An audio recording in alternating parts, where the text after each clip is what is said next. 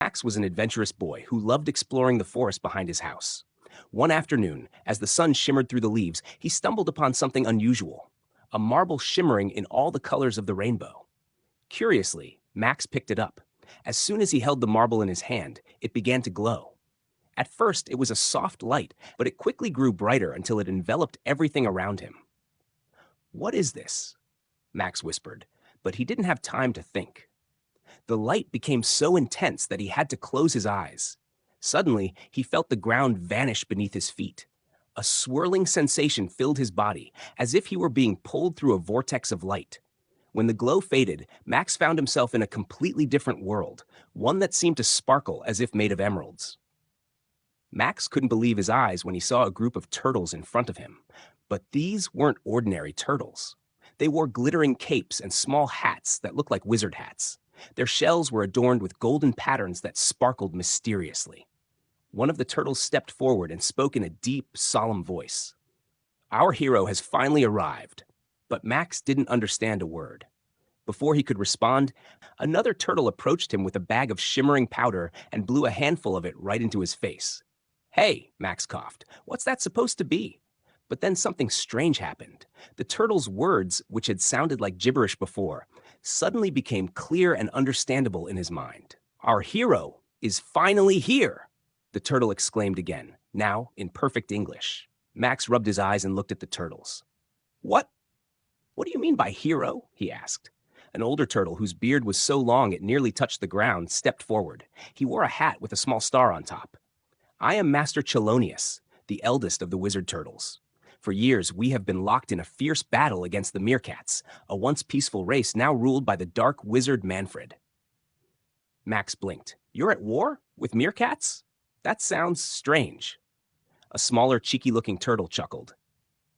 "Not strange. It's our destiny. Manfred has defeated our best players, and without victory, we lose our land." Max frowned. "Players? What are you even talking about?" Master Chelonius lowered his head. "We fight in chess." Max took a moment to process this. "Chess? The board game? That's your war?" The turtles nodded solemnly. "Chess is more than just a game for us. It's our culture, our pride, our life. But ever since Manfred arrived, we've lost every match. That's why we summoned you. Max, you are our hero." Max gulped. I don't think I'm the right person for this. I don't even know how to play chess properly." The turtles looked at him with hopeful eyes. "You will learn," said Chelonius. "Fate has brought you to us." Reluctantly, Max agreed to the adventure. The wizard turtles set up a giant chessboard in a clearing and began teaching Max the basics. Sheldon, the cheeky turtle, showed him how the pieces moved, while Chelonius explained strategies. "This is not just a game, Max," Chelonius said. "It's a battle of minds. Your moves are your weapons." Max tried his best, but he made many mistakes. "This is impossible," he cried when Sheldon captured his king with a queen. "Patience," Chelonius said. "We turtles are slow but persistent. You can't expect to master everything right away." Max practiced day and night, and although he was frustrated at first, he slowly began to understand the rules. The turtles supported him with humor and patience. Once, Sheldon fell asleep during a game and snored loudly, making Max laugh. Still, Max felt uneasy. "I'm not a hero," he muttered to Sheldon one night. "I'm just a kid." Sheldon smiled. Sometimes a hero is simply someone who tries. The day of the great duel arrived.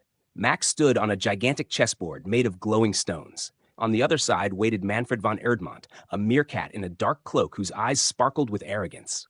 "So this is your great hero?" Manfred sneered. "A human? Ridiculous!" Max swallowed hard. He didn't feel ready, but the turtles cheered him on. "You can do it, Max," Sheldon called out. The game began.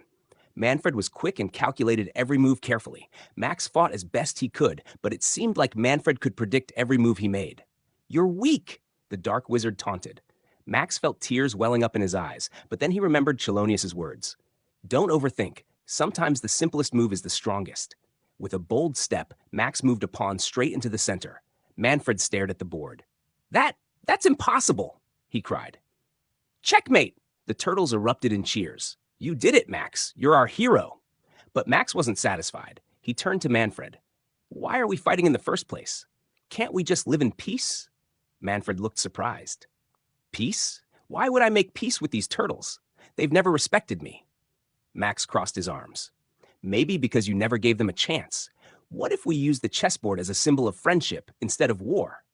Manfred was silent for a moment, then nodded. Maybe you're right, boy. All I ever wanted was for my meerkats to be taken seriously. With Max's help, the turtles and the meerkats made a pact. From now on, chess games would be a peaceful tradition, a competition of friendship and respect. After peace was secured, the turtles led Max back to the rainbow marble. Chelonius placed a hand on Max's shoulder. Thank you, Max. You not only saved us, but also taught us an important lesson about courage and peace. Max touched the marble, and once again, he was engulfed by the glowing vortex. When he opened his eyes, he was back in the forest. The marble lay quietly in his hand, no longer glowing. Max smiled and tucked it into his pocket.